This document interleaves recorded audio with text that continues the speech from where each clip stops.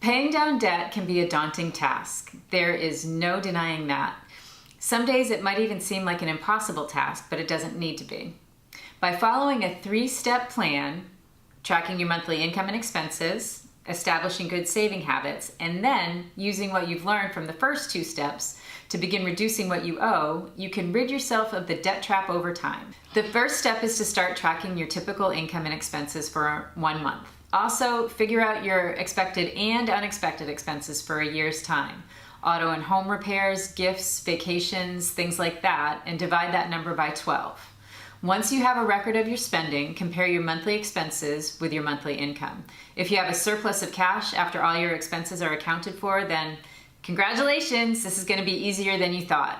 Use the extra cash that you might previously been spending on going out or unnecessary purchases and use this to start paying down your debt and building your savings. Yes, you may have to cut back on some things while working on reducing your debt, but in the long run, avoiding high interest charges should be your priority.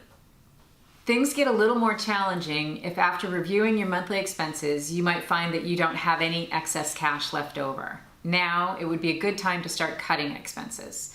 Do you really need cable and a streaming service? Are you paying for a gym membership that is never being used?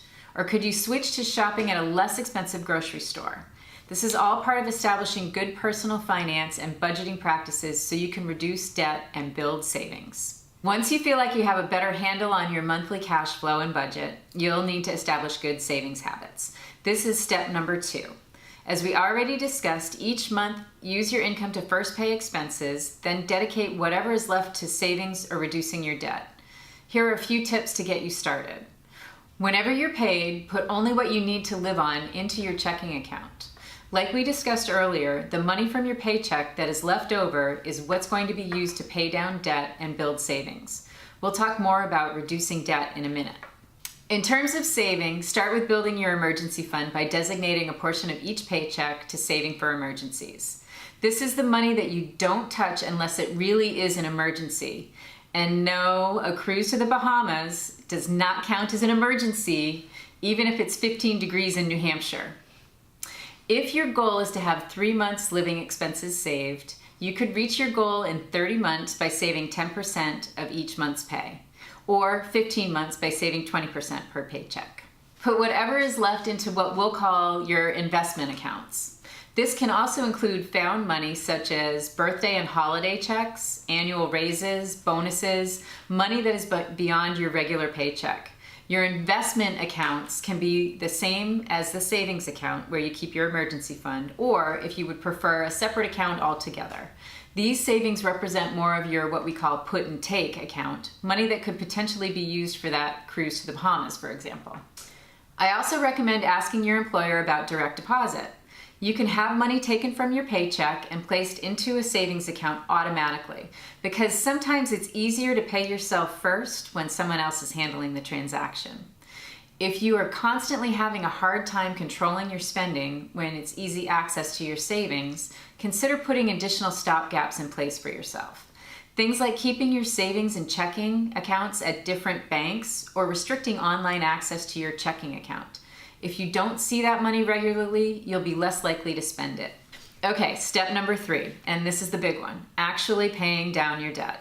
This is the one people typically find most challenging, but now that you're starting to get more control over your finances with steps 1 and 2, it will be easier. Once you have a better grasp on where your money is going and how much money is available each month, you will be able to more effectively allocate it to paying down your debt. Here's how we get started. We take a deep breath, roll up our sleeves, and start by making a list of all of your debts in the order of interest rate from highest to lowest. Add up your liquid assets, including savings and investment accounts, if any. List any major purchases needed in the next year and subtract this amount from your liquid assets. What remains is the amount you may have to pay off your debts. Be smart and systematic about paying off your credit cards. Consolidate debt.